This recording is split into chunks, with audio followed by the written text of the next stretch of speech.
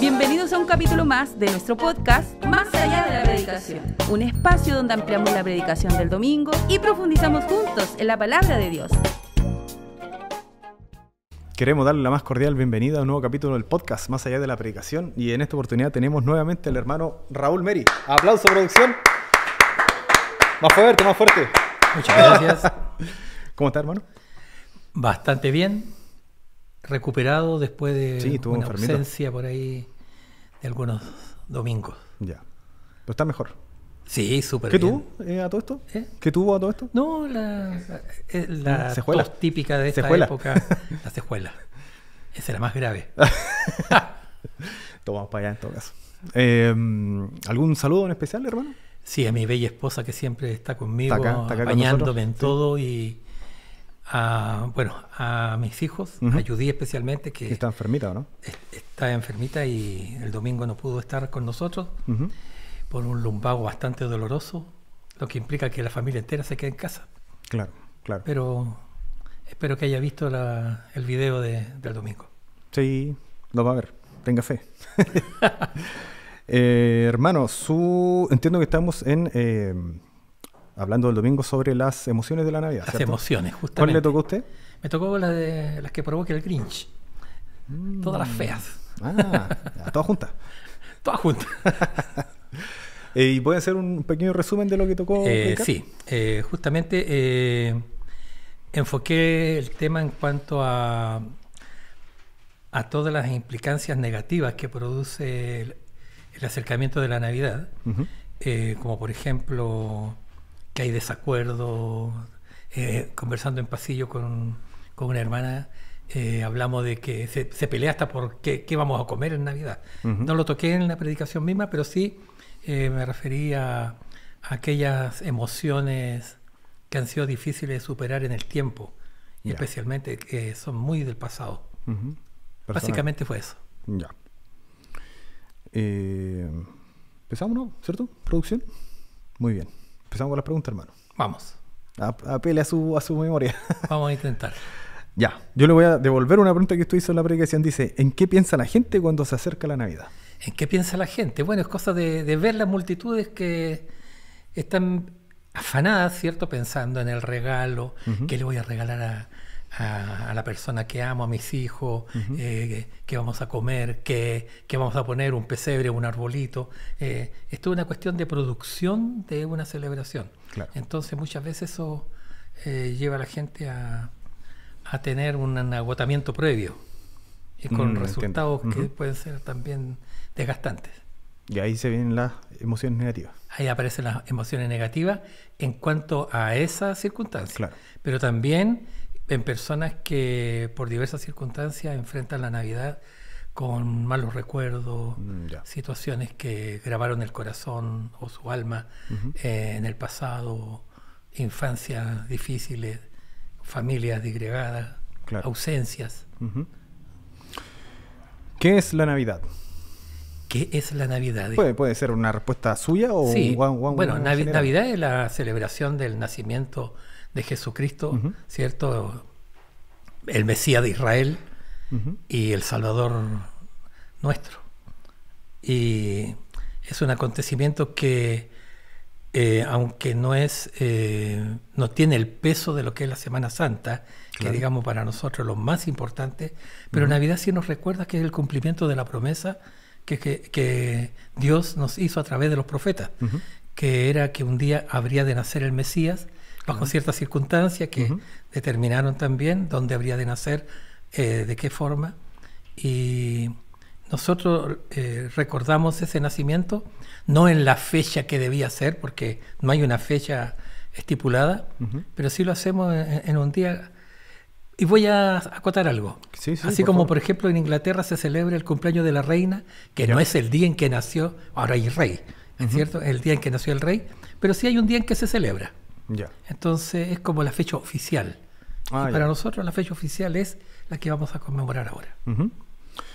¿Qué emociones provoca el nacimiento de Jesús? Bueno, el nacimiento de Jesús fundamentalmente a los cristianos nos produce gozo. La satisfacción de saber que esa promesa se cumplió. Ya. y que el Señor vino, habitó entre nosotros con el propósito de entregar su vida en propiciación por nuestros pecados. Ujú. Entonces, el hecho que Jesucristo haya nacido, ¿cierto? Y haya nacido de una mujer virgen, tal como lo señalaron los profetas, Claro. significa para nosotros que Dios cumplió con esa promesa de que nos daría un Salvador. Y esto, bueno, lo primero que nos produce es a nosotros alegría, pero hay personas que le produce efectos contrarios. Y es porque, bueno, primero por los afanes que produce Claro, esta está mal fiesta. enfocado Claro. en... Es un mal enfoque, por supuesto, pero hay personas también que aún siendo cristianos Ya. comienzan a experimentar nostalgias que acarrean también recuerdos por ejemplo, de familias que vivieron en una pobreza extrema, Ujú. donde nunca hubo un regalo, donde nunca hubo ni siquiera la promesa de comer algo juntos, Ya. porque o el papá no estaba, o nos tocó una familia que pasó momentos duros como separaciones Ujú. o violencia, ¿ya? Son cosas que se instalan en el alma y son difíciles de erradicar, Aún siendo cristiano. aún siendo cristiano. Ujú. Usted dio ciertas características, ya hablando del texto, o uno de los textos que usted que predicó, características de los pastores, ¿cierto? Claro, Y usted dijo que fueron, no sé si usó la palabra precisa, pero como despreciados o rechazados. sí. ¿Cómo sabemos que ellos fueron despreciados? Bueno, no lo dice exactamente la Biblia, pero sí hay textos que explican que para la cultura judía Claro. ciertos oficios eran mal mirados, Ya. ¿ya? Y como tal, entonces el oficio de ser pastor, que involucraba tener... El pastor de partida huele a oveja, ¿cierto? Ujú. Porque entiendo que vivían prácticamente con los animales. Viven con las ovejas, ¿cierto? Incluso en nuestra cultura, en los campos chilenos, los arrieros que tienen sus cabritas, se van a las majadas, las transhumancias que se hacen hacia el lado argentino, ellos viven entre los animales. Meses allá. Tienen que estar meses. Entonces, lógicamente, su aspecto, su aroma, el alimento que consumen, la imagen que proyecta es una imagen un poquito distinta a la nuestra, ¿cierto? Entonces, en cuanto a Israel, habían oficios que eran mal mirados, Ya. ya sobre todo el que tenía que involucrarse con animales. Entonces, ellos, como era un oficio mal mirado, entonces ellos no tenían las facilidades de acercarse libremente a los oficios religiosos. Ya. Entonces, el purificarse y seguir ciertos ritos de purificación y presentarse ante el templo, para ellos era un tema lejano. Ya. Por lo tanto, estaban al margen de la sociedad, Ujú. sin dejar de ser judíos. Ellos eran Claro. pastores, ciertos hebreos, pero la costumbre era que ellos estaban un poquito al margen. Ya. Y aquí vienen preguntas difíciles que me Veamos si hicieron las llegar. voy a poder responder.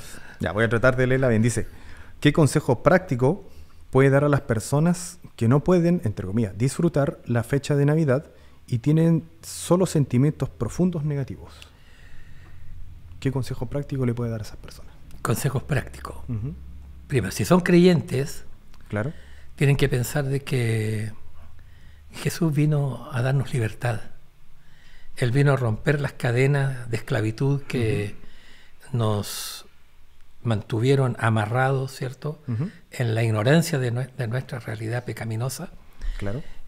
que Jesús es suficientemente poderoso para romper esas cadenas, porque de hecho Él lo hizo en la cruz, y animar a estas personas a que reconsideren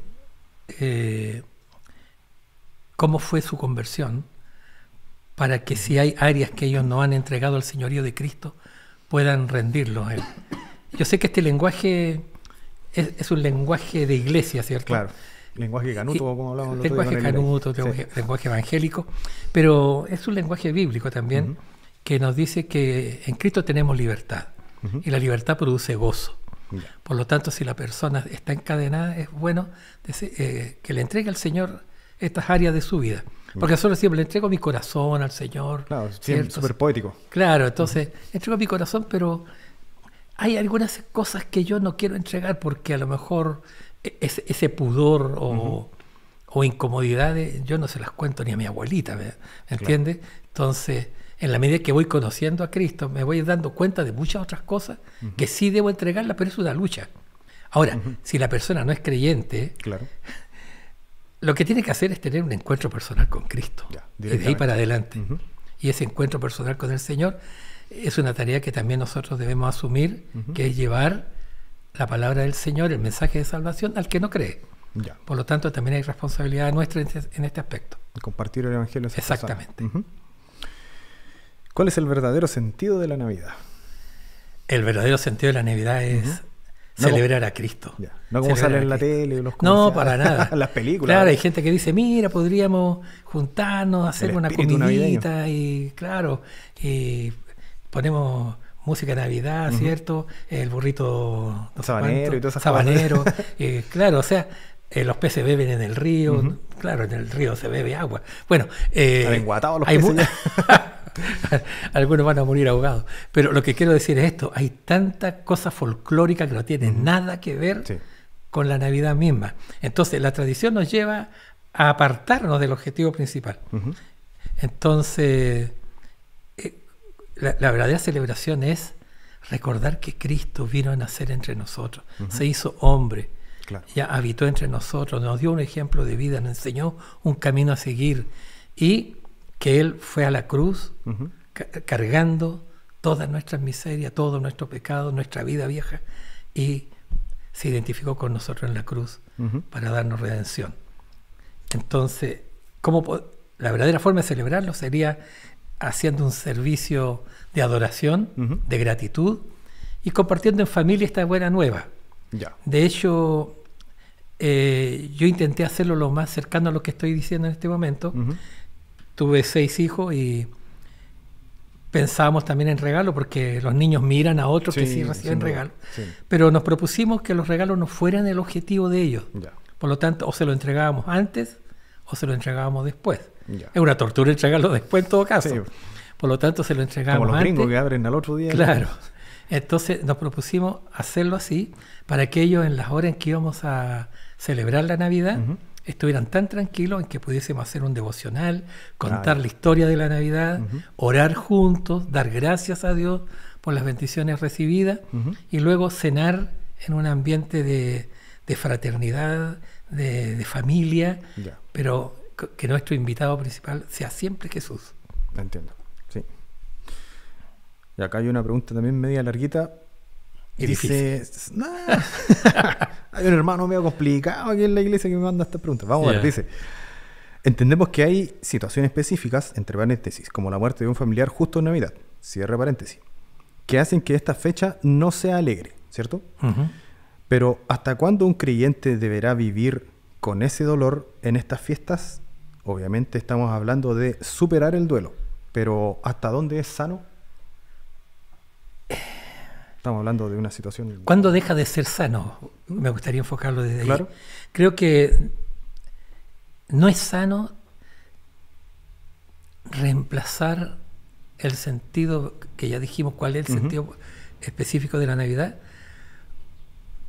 en cuanto a la ausencia de un ser querido. Yo entiendo, un ser querido es una persona que no va a ser reemplazada con nada, No, claro. ¿cierto? Ese duelo se va a vivir, pero en la medida que va pasando el tiempo, vamos aceptando la ausencia, ¿verdad? Y yo creo que es un proceso que debemos aprender a vivirlo con madurez también. En el principio duele mucho. Pasar la Navidad, por ejemplo, supongamos, hoy es Navidad y en la mañana falleció un ser muy querido, falleció mi papá o mi mamá. Ya. Lógicamente la persona no va a estar con el mejor ánimo de No, celebrar. Claro, se entiende. Y tampoco va a estar en un nivel espiritual de decir, no importa, pero yo estoy con Cristo, ¿no? Se entiende, esa persona tiene derecho a llorar, tiene derecho a sufrir su pena y también tiene derecho a que nosotros como creyentes también estemos con la persona, solidaricemos en su dolor, oremos por él, por esa persona. Y como es un proceso, debe ir el proceso madurando Ya.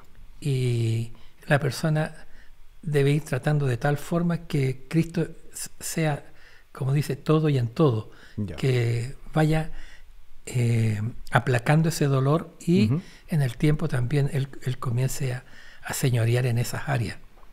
Porque si esa persona ha muerto en la gracia de Dios, tenemos la esperanza de volver a verla. Por lo tanto, eso también nos da la sensación de paz. Pero en cada persona es distinto. Sí. Pero El tiempo de sanidad espiritual, claro, emocional es diferente. Depende de cómo la persona lo haya enfocado. Pero sería un error que la persona en el tiempo se mantuviera con la misma pena, el mismo dolor, siempre... Llega esta fecha y se acuerda más. Claro, y casi maltratándose Ya. en su tristeza.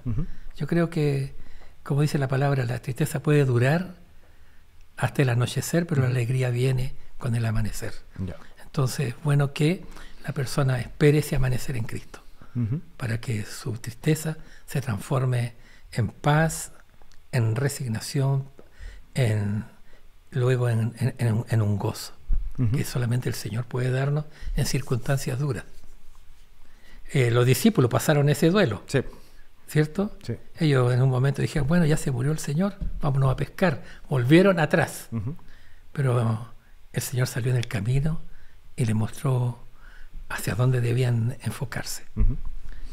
Un creyente quebrantado, hablando siempre en el contexto de esta fecha, ¿cómo un creyente quebrantado puede estar quebrantado, valga la redundancia, y vivir así? A ver, Sí, está medio... sí. A ver, un creyente que no puede estar quebrantado toda la vida. Ya. A menos que Es sea más o menos parecido al sí, anterior. Ya. es menos a menos que sea masoquista, ¿cierto? Lo cual es un pecado. No somos llamados a autoinferirnos puñaladas por una situación que el Señor, porque para Él no hay nada imposible, el Señor puede sanar, puede incluso hacer desaparecer una cicatriz que haya quedado Ya. y hacernos ver una nueva realidad. Por lo tanto, no me parece que una persona toda la vida esté recurriendo como una especie de, casi viciosa, ¿cierto? De una situación dolorosa como para decir, mírenme a mí, pobrecito yo, no dejo de sufrir. Autocompasión. La autocompasión, la verdad. Esto para mí significa que en un momento la persona tiene que darse cuenta que esto no es para siempre. ¿Será que hay algo de inmadurez también en esa situación? ¿Inmadurez espiritual? Puede ser, puede ser. Quizás no en todos los casos, pero se refleja una situación así como querer casi llamar la atención. Ya. Quiero que me compadezcan, tengan misericordia Pobre de mí, ténganme lástima, estoy sufriendo, no cante tan fuerte, porque yo no estoy bien. Creo que la persona debe tener una cita especial con el Señor de sanidad. ¿Nos puede dar un ejemplo, literal, de superación de este estado negativo emocional y pasar a redimir esta fecha? Alguien que haya estado mal emocionalmente y posteriormente ya pudo superar sus emociones negativas, siempre enfocado en esta fecha. Bueno, en lo personal no podría hablar por otra persona, no sería correcto si no me da permiso, pero podría hablar de mí mismo. Por ejemplo, yo celebraba la Navidad y me gustaba mucho hacer pesebres cuando era niño. Pero en un momento de mi niñez, a los 12 años, falleció mi mamá. Ya. Y de ahí para adelante yo no quise nada con arbolitos ni pesebre, no quise saber nada de nada. Entonces, entre los 13 años y los 23, 10 años, harto. yo no tuve Navidad. Ya. O sea, hubo un arbolito y todo eso en la casa, pero para no mí estaba usted eso no ahí, tenía sentido, no tenía ningún valor. Me rebelé contra Dios, era mi adolescencia. Entonces dije, no, Dios no existe porque no me quiere.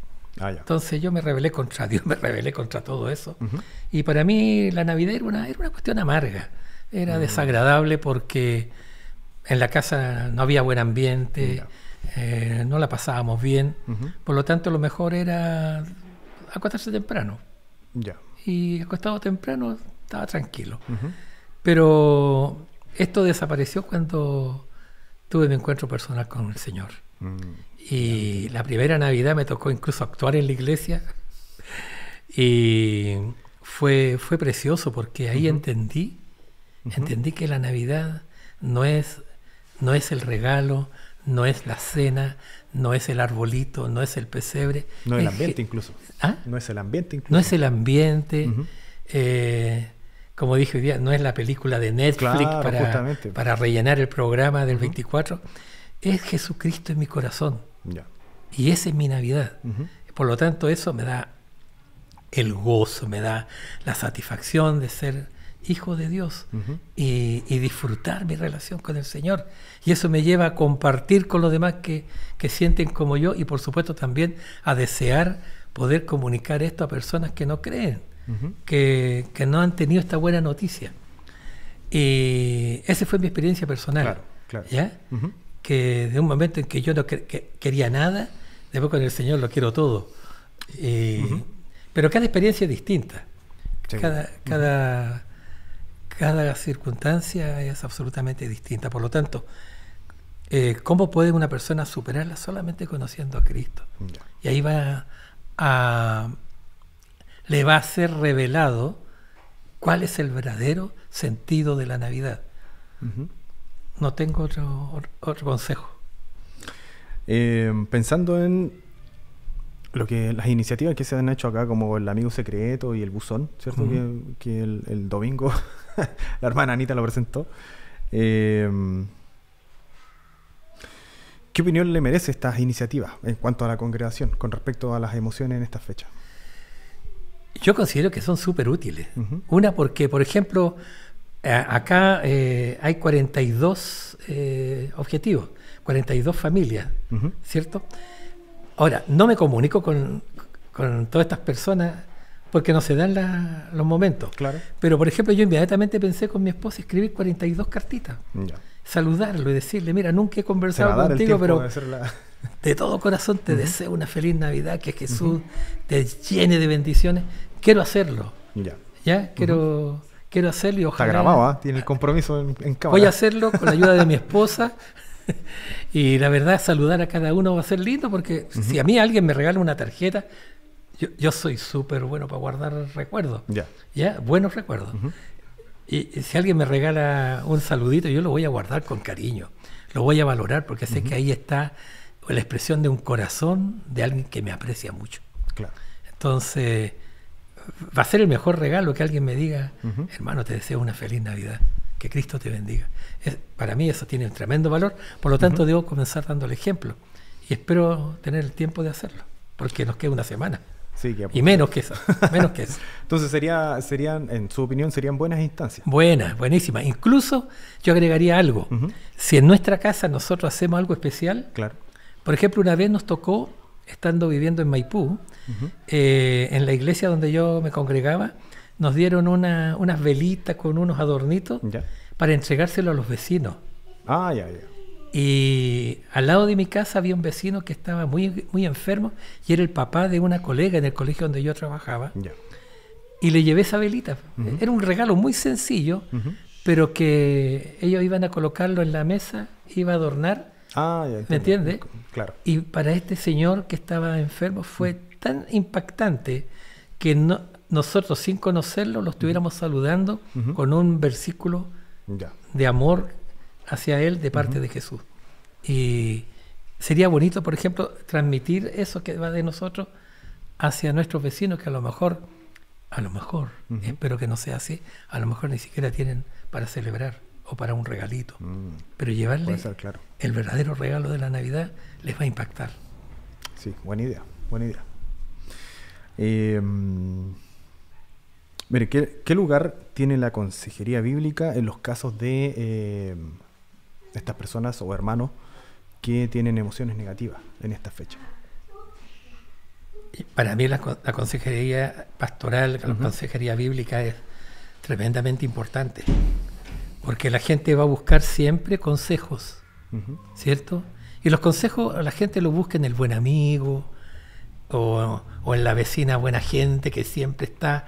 Claro. ¿Se ha fijado que en muchos barrios hay esas señoras típicas que van donde el que está de cumpleaños o llevan el vasito de agua porque alguien se desmayó, y esas personas están siempre proclives a brindar ayuda. Está siempre dispuesta a ir donde el que la necesita, sin ser cristiano. Claro, claro. Algunos dicen, no, la señora es media entrometida, pero es la que ayuda aquí.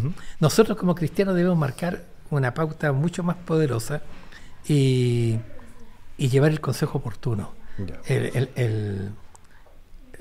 La palabra de Dios es consuelo. ¿Ya?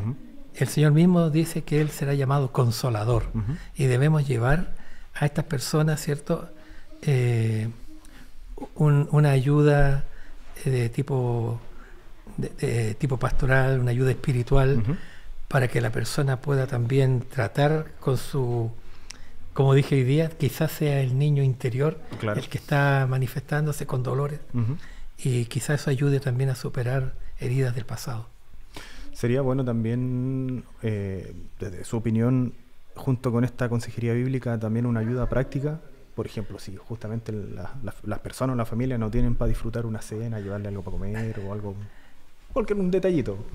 Sí, es bonito compartir, ¿cierto? Es bonito compartir, y sería súper lindo poder llevar, aunque, ¿sabes? No digo que no hay que hacerlo, pero estamos enfrentando a un mundo que lo critica todo, hasta cuando se ayuda a alguien. Sí. Bueno, ¿y para qué lo publican? ¿Y por qué suben un video para mostrar la ayuda que dan? Es bueno, yo pienso que es bueno que se publique para que otros lo imiten. Nosotros como creyentes creo que debemos, como dice la palabra, tener favor con todo el pueblo. Claro. Y dentro de nuestras capacidades ir y también satisfacer algunas necesidades que se dan. Sería bonito, por ejemplo, de repente hacer una cena e invitar a alguien que está solo. O, no sé, un caso más altruista, renunciar a nuestra cena y llevársela a alguien que no tiene para celebrarla. Y alguien va a decir, sí, pan para hoy, hambre para mañana, van a seguir igual en sus problemas. Es lo que piensan otros. Pero junto con eso iba el verdadero mensaje. Que exacto, bueno, nunca hay que dejar de llevar el Evangelio. Porque no somos llamados nosotros a otra cosa que no sea predicar el Evangelio. Bueno, yo toqué un tema hoy día, ¿cierto? Las multitudes. Sí. Y Jesús se da cuenta de sus necesidades y siente una conmoción porque los ve como desorientados, ovejas sin pastor. El Señor sabe que esas personas están sufriendo, están desorientadas, y nos encarga a nosotros que nos preocupemos también. Por lo tanto, es bueno no cerrar las puertas y proyectarnos hacia el lugar donde vivimos, para que otros también reciban de nosotros bendiciones. Se le cayó el celular, hermano. Agáchese nomás, no hay problema. Hermano, mire, aquí tengo una pregunta que personalmente no la entendí, pero el hermano que me la mandó me dijo, él va a saber por usted. ¿Ya? Que por favor si puede explicar el señorío absoluto. Ajá, el señorío absoluto. A ver, cuando yo digo quiero tener, voy a hablar de propiedad. Sí, por favor. Yo quiero tener esta propiedad, ¿cierto? Yo digo, ya, ¿cuánto vale? Por ejemplo, quiero comprar un vehículo. Yo digo, ¿cuánto vale este vehículo? Lo pago, pero no tengo los papeles. No es mío todavía. Claro. Mientras no tenga los papeles. ¿Cuándo va a ser mío? Cuando se me entregue en propiedad toda la documentación de ese vehículo. Ya. En el caso de nosotros como cristianos, el Señor nos compró con su sangre en la cruz. Ya.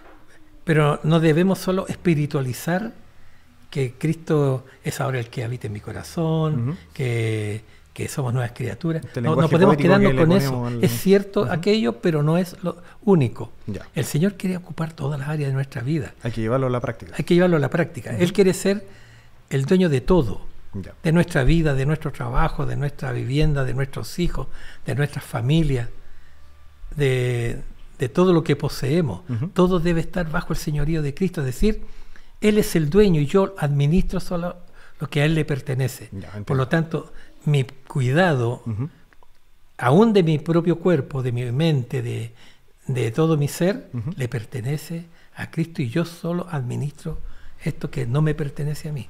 Ya. El señorío de Cristo significa Él es el dueño de todo. Y yo tengo que ser un muy fiel administrador de lo que a Él le pertenece. Por lo tanto, yo se lo entrego, pero lo cuido para Él. Eso sería el señorío absoluto del Señor. Es en palabras simples. Ya. Ujú. Estamos por mano. Estamos listos. Me pareció un buen capítulo. Súper explicativo. ¿Algo que quiera usted agregar? ¿Algo que quiera acotar aquí? Sí, no dejemos de pensar. Ujú. No dejemos de pensar que el personaje central de la Navidad es Jesús. Ya. No hay Navidad sin Jesús. No podemos sacarlo. Ya. ¿Ya? Esto se está Todo esto haciendo de los muy viejos potente. pascueros y esas cuestiones No. Publicidad, Esto es una cuestión de marketing Claro. propagandístico, Ujú. ¿cierto? Y puede que no tengas un árbol, puede que no tengas un pesebre, puede que no tengas ni siquiera un equipo donde escuchar himnos navideños, Ujú. pero si Jesús está invitado, está presente, Ujú. la Navidad es plena. Ya. No hay Navidad sin Jesús. Ujú. Por lo tanto, al revés. Si Jesús está presente, esta es la mejor Navidad Esa sí que es podemos Navidad. disfrutar. Ujú. Así que aprovecho de desear a todos mis hermanos, Sí, pues. a los amigos que ven estos podcasts, que tengan con Jesucristo la mejor de las Navidades. Ujú. Y bendiciones para todos. Excelente. Saludos para todos y será hasta la próxima. ¿Sí? Ahí nos vemos. Chao, chao.